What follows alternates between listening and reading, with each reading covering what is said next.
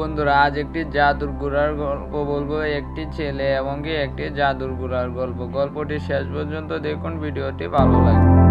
রসুলপুর গ্রামের রফিক নামে এক লোক থাকতো। তার একটি ছেলে ছিল। ছেলেটি খুব সুন্দর এবং খুব বুদ্ধিমান ছিল। সে চাইতো সে একদিন অনেক টাকার মালিক হবে, কিন্তু তার বাপ ছিল অনেক গরিব। কোনো মতে সে কৃষি করে তার সংসার চালাতো। তখন সে ছেলে একদিন বসে বসে ভাবতেছে, হে আল্লাহ, আমাদের কি টাকা হবে না কখনো? তখন এটা ভেবে বলতেছে, না, একদিন ঠিকই হবে। সেও পরিশ্রম করতো, তার বাপের সাথে সেও হাল চাষ করতো।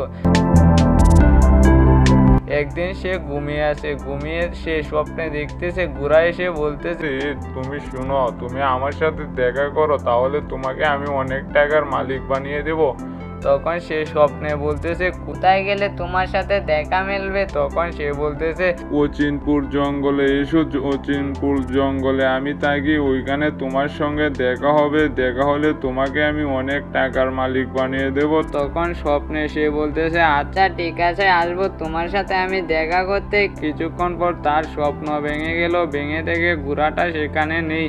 তখন সে ভাবতেছে, এটা কি সত্যি আমার কাছে এসেছিল, না আমি এটা এমনিতেই শুধু শুধু দেখেছি? তখন এটা ভেবে কিছুক্ষণ ভাবার পর বলতেছে, না, স্বপ্ন তো অনেক সময় সত্যি হয়। যদি আমি সত্যি স্বপ্নটা দেখে থাকি, তাহলে তো আমার জীবনটা সেটেল হয়ে যাবে। তখন সে এটা ভেবে আবার ঘুমিয়ে গেল।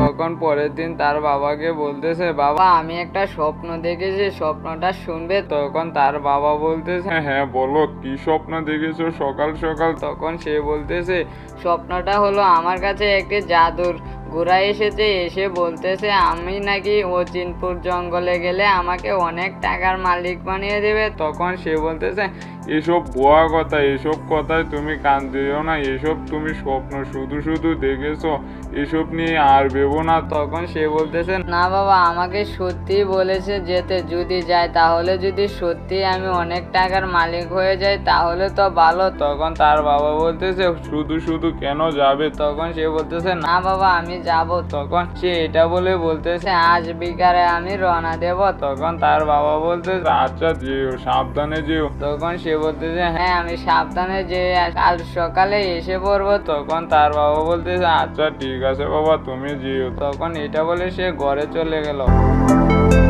এদিকে তার বাবা বলতেছে, ছেলেটা যে কি বলে, ছেলেটার কথার উপরে কথা বললেও রাগ উঠে যাবে ওর। আমি এখন যে কি করি, না, আমি আমার কাজে চলে যাই বলে সে কাজে চলে গেল। এদিকে আবার বিকাল হয়ে আসতেছে। এখন সে বলতেছে, না, আমি এখন চলে যাই। এটা বলে সে জঙ্গলের দিকে রওনা দিল। হাঁটতেছে আর হাঁটতেছে। তখন হাঁটতে হাঁটতে বলতেছে, কোথায় যে ওই অচিনপুর জঙ্গলটা, এখনো যেতে পারলাম না। অনেকক্ষণ হাঁটার পরে শরীরটা ব্যথা করতেছে, যাই একটু গাছের নিচে বসি। তখন সে গাছের নিচে বসলো। তখন একটি পাখি উড়ে উড়ে যাচ্ছে। তাকে দেখে বলতেছে, কি হয়েছে, তুমি এভাবে বসে আছো কেন? তখন সে বলতেছে, আমি জাদুর ঘোড়ার কাছে যেতে চাচ্ছি। তখন সে বলতেছে, জাদুর ঘোড়ার কাছে গেলে তো তোমাকে অনেক দূর যেতে হবে। তখন সে বলতেছে, হ্যাঁ, যাব। তখন সে বলতেছে, তুমি কি চিনো নাকি? তখন পাখিটা বলতেছে, হ্যাঁ, আমি ওই জাদুর ঘোড়ার ঠিকানা জানি, তুমি আমার সাথে যাবে? তখন সে বলতেছে, আচ্ছা ঠিক আছে, তাহলে তুমি আমাকে নিয়ে যাও। তখন তাকে নিয়ে ওই জাদুর ঘোড়ার দিকে রওনা দিল। কিছুক্ষণ যেতে যেতে একটি গুহার ভিতরে নিয়ে বলতেছে, এই গুহা দিয়ে সিধাবার যেতে থাকো, তাহলে সামনে পড়বে। তখন সে বলতেছে, তুমি যাবে না? তখন সে বলতেছে, না, এখানে যাওয়া আমার জন্য নিষেধ। তখন সে যেতেছে কিন্তু কোথাও পাচ্ছে না। তখন সে হাঁটতেছে, সামনে একটি শিয়াল পড়লো। শিয়ালকে বলতেছে, শিয়াল ভাই শুনো। তখন শিয়াল বলতেছে, কি হয়েছে? তখন সে বলতেছে, এখানে জাদুর ঘোড়াটা কোথায় আছে তুমি বলতে পারবে? তখন সে বলতেছে, হ্যাঁ, আমি জানি ওর ঠিকানা, কিন্তু ওর কাছে যাওয়া তো খুবই ভয়ঙ্কর একটা বিষয়। তুমি যেতে পারবে? এখানে কেউ যেতে পারে না, কারণ এখানে একটি রাক্ষসী থাকে। সে রাক্ষসীটাকে মেরে যেতে হবে। তখন এটা শুনে তো সে বলতেছে না আমি এখন ওকে কিভাবে মারবো। তখন সে বলতেছে যদি তুমি মারতে পারো তাহলে যেতে পারবে, আবার সে এটাও বলে দিয়েছে যে তুমি যদি যে আবার ফিরেও আসতে পারবে না ওকে না মেরে, তুমি দেখো। তখন সে বলতেছে আচ্ছা ঠিক আছে শিয়াল ভাই, তোমাকে অনেক ধন্যবাদ। এই বলে শিয়াল চলে গেল। তখন সে কিছু দূর গিয়ে একটি গাছের নিচে বসে ভাবতেছে যদি যাই তাহলে আমি অনেক টাকার মালিক হয়ে যাব, আবার যদি ওই রাক্ষসীটাকে না মারতে পারি তাহলে আমার জীবনটা হারাবো, এখন আমি কি করব। তখন সে কিছুক্ষণ ভেবে বলতেছে না, যদি ওই রাক্ষসীটাকে মারতে পারে তাহলে আমার লাইফটা সেটেল হয়ে যাবে, আর না মারতে পারলে তো কিছু করার নেই, সব উপরওয়ালার হাতে যাই। এটা বলে সে এখান দিয়ে চলে গেল। তখন যেতেছে তখন একটি রাক্ষসীর সাথে তার দেখা হলো। তখন রাক্ষসীটা তার দিকে আসতেছে। তখন রাক্ষসীটাকে বলতেছে কি হয়েছে তোমার, তুমি আমার দিকে এভাবে আসতেছো কেন। তখন সে বলতেছে হা হা হা, তোকে আমি খাবো।